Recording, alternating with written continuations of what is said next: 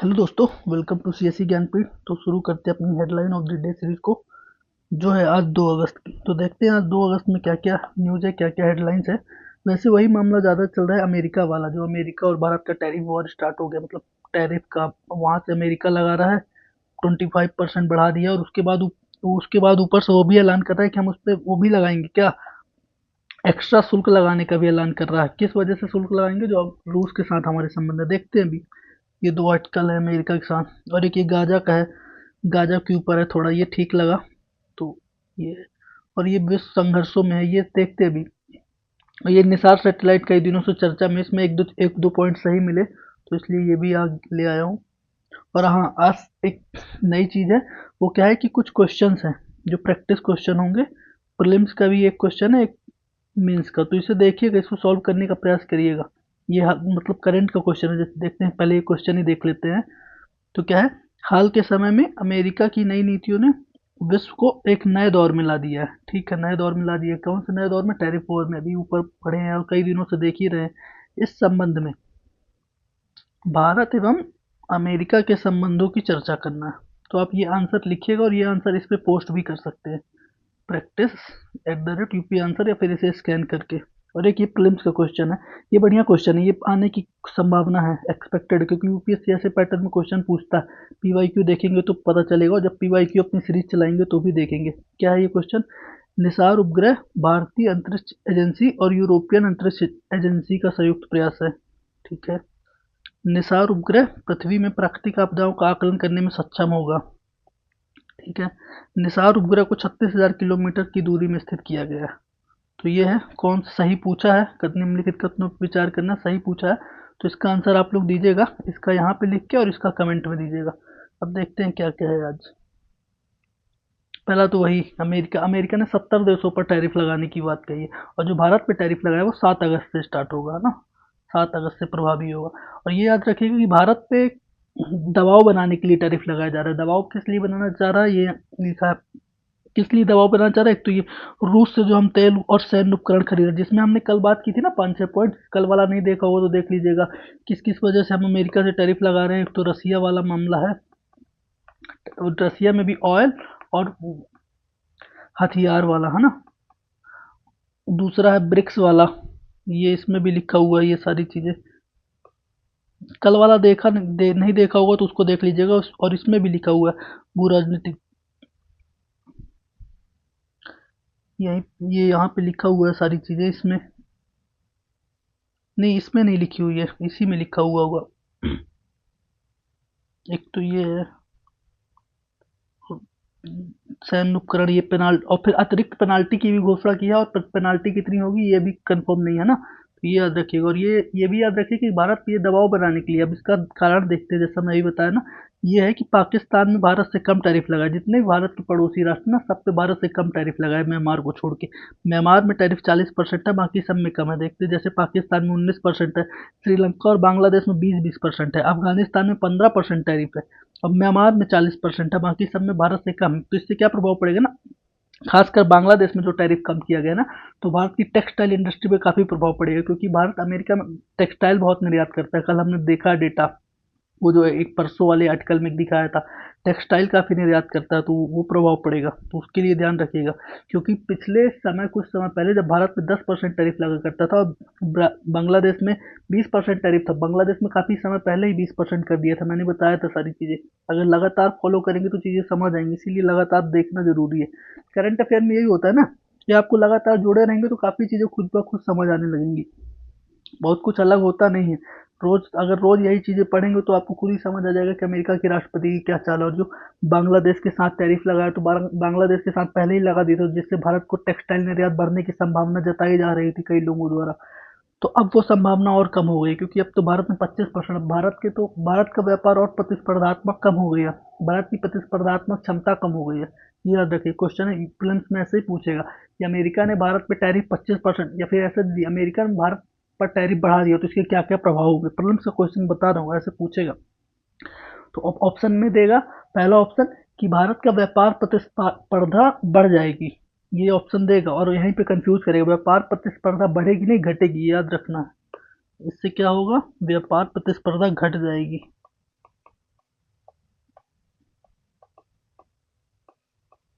कम होगी। और क्वेश्चन में देगा व्यापार प्रतिस्पर्धा बढ़ जाएगी। और जो कल एक चीज बताया था, रुपए का अवमूल्यन हो जाएगा। रुपए का अवमूल्यन, ये दो चीज याद रखिएगा, ये दो चीजों में फंसाएगा। बाकी चीजों में तो आप सब कोई समझ ही जाएगा, लेकिन ये दो चीजों में फंसाएगा। मतलब रुपए की, मतलब क्या होगा, जैसे डॉलर, $1 बराबर अभी 80 रुपए है मान लीजिए, तो कल को हो जाएगा $1 बराबर 85 रुपए।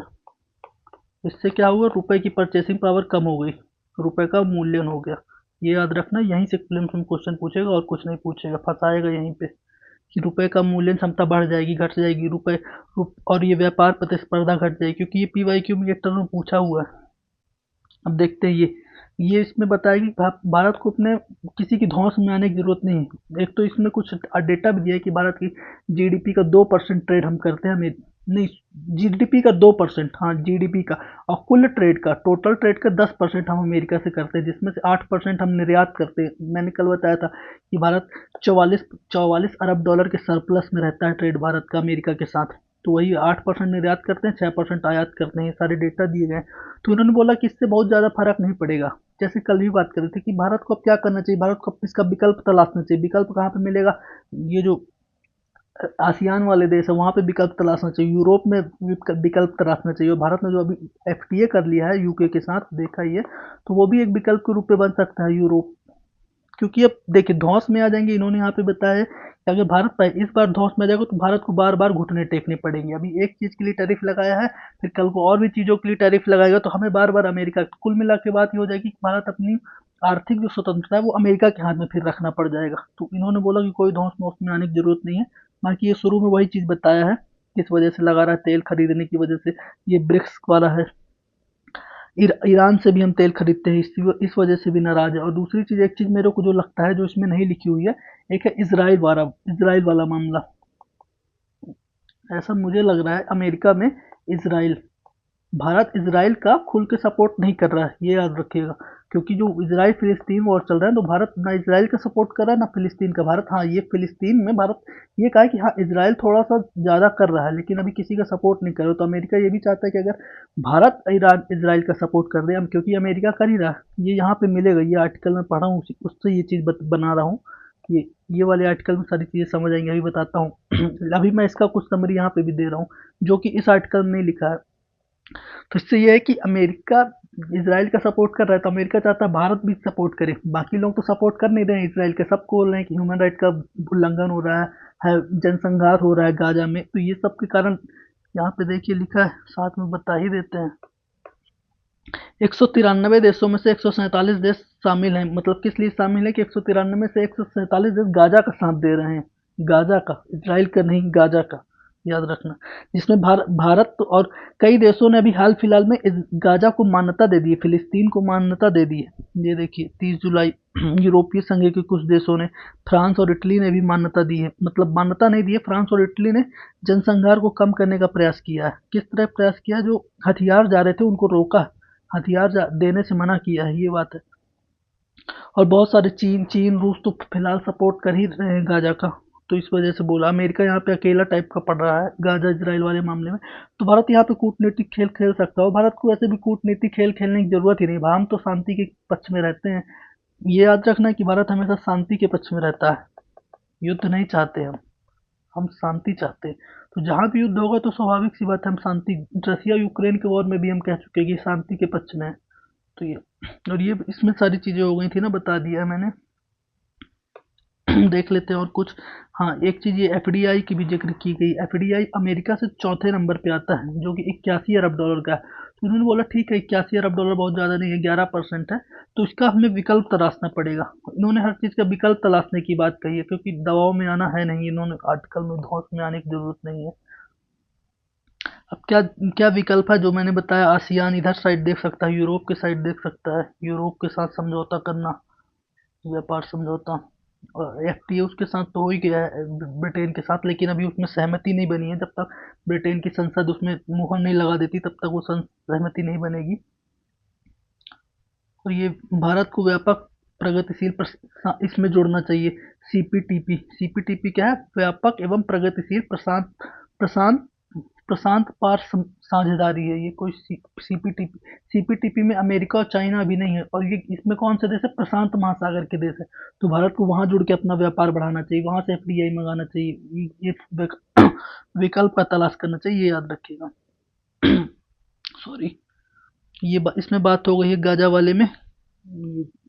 ये स्पेन और चीन ये लोग गाजा का सपोर्ट कर रहे हैं, इसराइल को प्रतिबंध लगाने की कोशिश कर रहे हैं बहुत जगह पे। ये जो क्या है, कतर है, स्पेन है, चीन है, तो जहाँ पे गाजा की वो सॉरी इसराइल की जहाँ जहाँ कंपनी है उनको भी प्रतिबंधित करने का प्रयास कर रहे हैं।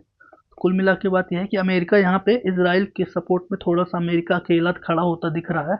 बहुत सारे लोग अब इसराइल का सपोर्ट नहीं कर रहे हैं, पहले तो किए थे, जबकि नाटो का जो संधि है ना, नाटो के भी बहुत सारे देश इसराइल के पक्ष में नहीं है, ये यहाँ पे है, इसराइल के पक्ष में नहीं है, ये याद रखना। और ये किस चीज़ में है, संघर्ष के मोर्चे और शांति का तकाजा। संघर्ष, इन्होंने ये बताया कि विश्व फिर से लगता है एक बार फिर से विश्व युद्धों की कगार में पहुंच चुका है। 2 विश्व युद्ध तो हो चुके हैं,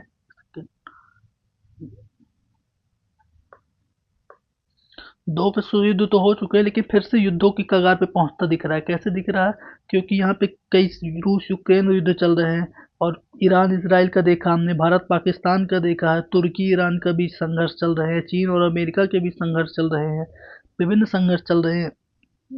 और यहाँ पे एक और जिक्र किया है चीन और अमेरिका में ताइवान वाला मामला। ताइवान वाला मामला क्या है, ताइवान को अमेरिका ने कह रखा है कि ताइवान के पास अपनी सेना या फिर वो नहीं, हथियार नहीं, क्योंकि ताइवान अमेरिका के शरण में है। ताइवान में अगर चाइना हमला करता हो तो अमेरिका उसका वो करेगा, जैसे जापान है ना।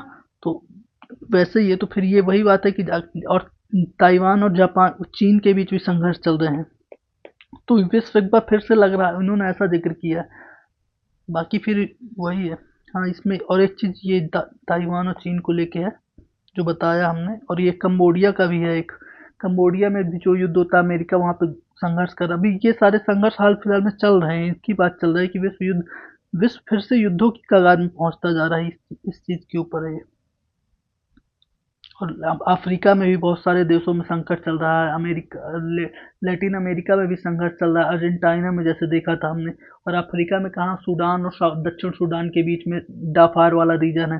जैसे ये सूडान है, यहाँ पे दक्षिण सूडान है, ये दोनों के बीच में डाफार वाला रीजन, वहाँ पे संघर्ष चल रहे हैं, ये याद रखना है। उनको संघर्षों के बारे में बताया है, और यहाँ पे बताया कि वही दुनिया फिलहाल 2 देशों के वर्चस्व में टकराहट दिख रही है। भारत और चीन को धमकी दी जा रही है। तो कुल मिला के बात इसमें भी यही, गुटनिरपेक्षता, गुटबंदी में नहीं शामिल होना चाहिए भारत को युद्धों की कगार में। भारत को, और भारत वैसे भी अपना एक अलग से पक्ष रखता है, ये भी याद रखिएगा कि भारत शांति, कभी भी युद्ध के बारे में लिखना है तो भारत हमेशा शांति का पक्षधार है, किसी चीज़ का नहीं, किसी भी राष्ट्र का सहयोग नहीं करते, हम केवल शांति, हम युद्धों को विराम चाहते हैं, हम युद्ध बिल्कुल नहीं चाहते हैं।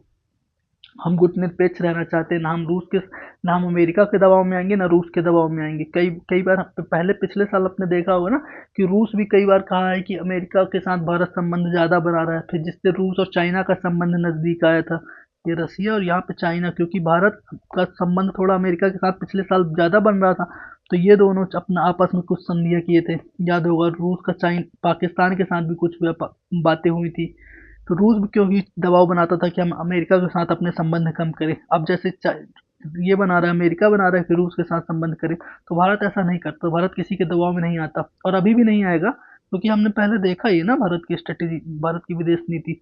तो ऐसा नहीं होगा, ये याद रखना है। जब कभी लिखना है तो भारत को तटस्थ और गुटनिरपेक्ष के रूप में ही लिखना है, क्योंकि हमारी ये विदेश नीति ही है। अब देखते हैं ये निसार सैटेलाइट। निसार सैटेलाइट में एक तो ये पॉइंट पहले याद रखिए कि प्रीलिम्स से पूछने वाला पॉइंट है। ये पॉइंट क्या है, उपग्रह पृथ्वी के सापेक्ष में गतिमान है, इसलिए उपग्रह, देखिए ये पृथ्वी है, पृथ्वी से रोटेट कर रही है, और जो उपग्रह है तो इसका रोटेशन तो अलग होगा ना एकदम जरूर। और ये उपग्रह लो अर्थ ऑर्बिट पे 36,000 किलोमीटर में नहीं है जहाँ जो पृथ्वी के साथ साथ घूमता है, लो अर्थ ऑर्बिट में। इस वजह से उपग्रह पृथ्वी की जो गति है वो थोड़ा तो अलग होगी ना, तो उसे डॉपलर शिफ्ट कहते हैं, ये याद रखना है। डॉपलर शिफ्ट फिल्म से पूछेगा, हाल ही में चर्चा में था, डॉपलर शिफ्ट क्या है, तो इसके लिए रेडी रहना, डॉपलर शिफ्ट। बाकी इसमें जो निसार सैटेलाइट है उसमें माइक्रोवेव तरंगों का उपयोग होगा। माइक्रोवेव तरंगे क्या क्या करती हैं, यहाँ पे लिखा है ये परम पारंपरिक रडार की तरह काम करते हुए रडार दूरस्थ सतहों पर वस्तु को पता लगाने के लिए माइक्रोवेव तरंगों का उपयोग करेगा। ये याद रखना, निसार सैटेलाइट जो है इसमें निसार, और यहाँ पे तो निसार सैटेलाइट के बारे में है क्या क्या इससे लाभ होगा जो हमने बात कर ही चुका है। पारिस्थितिक तंत्र, आपदाओं की सूचना देगा, और ये जो 12 दिनों में जो चक्कर लगाएगी, ये सारी चीज़ें लगभग बात हो चुकी है। मेन इसमें यही था कि माइक्रोवेव था, और ये डॉपलर शिफ्ट याद रखना, ये पूछेगा ही प्रीलिम्स में, या फिर वनडे एग्जाम में तो ज़रूर पूछेगा। जो भी स्टेट पीसीएस है उसमें ये सब बहुत पूछता है। Doppler Doppler shift Doppler shift ये याद रखना है कि अंतरिक्ष का मामला है, पहली बात तो ये। और किस चीज़ का मामला है? उपग्रह का मामला है। अंतरिक्ष में उपग्रह जो होते हैं, जो पृथ्वी की गति से अलग, थोड़ा सा गति से अलग गति करते हैं, उसे डॉपलर शिफ्ट कहते हैं।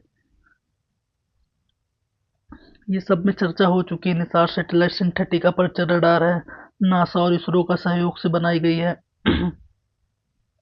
और ये कैमरा वैमरा उसके टेक्निकल की बात कही गई है, ये इसको जानना इतना ज़रूरी नहीं है, बस इनको याद रखना है कि इससे क्या क्या होगा। गैसीय उत्सर्जन के बारे में पता चलेगा, निर्माण की प्रक्रिया और भूस्खलन जैसी संबंधी, ये सब हमने बात कर ली है पहले।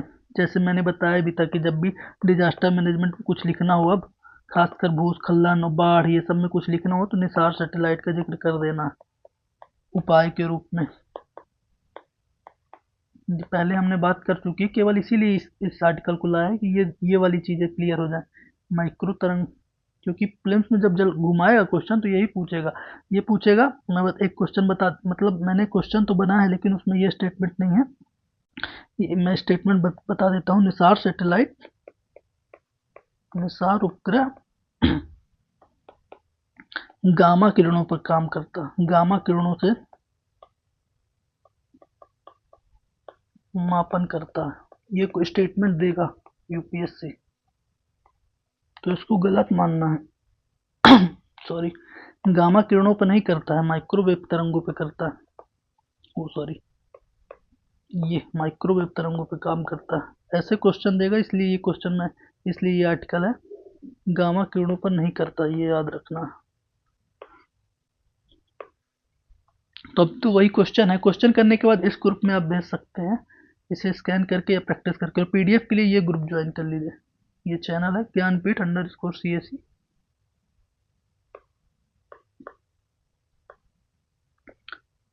या फिर इसे स्कैन कर लीजिए, यहाँ पे पीडीएफ मिल जाएगी। और क्वेश्चन आप इसको कमेंट में कर दीजिएगा या फिर टेलीग्राम पोल में,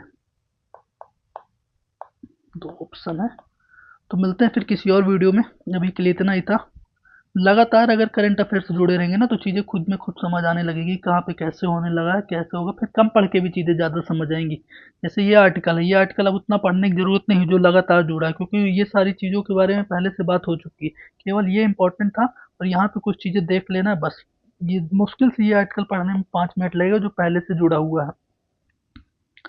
और ये आर्टिकल पढ़ने वाला था, थोड़ा सा इसको देख सकता है कोई 5-10 मिनट में। लगातार जुड़े रहने का ये फ़ायदा है कि टाइम कैसे बचेगा। और ये दोनों तो चर्चे में काफ़ी समय से हैं, इसके बारे में थोड़ा थोड़ा पता रखना है, हो जाएगा काम। तो मिलते हैं फिर किसी और वीडियो में, अभी के लिए थैंक यू।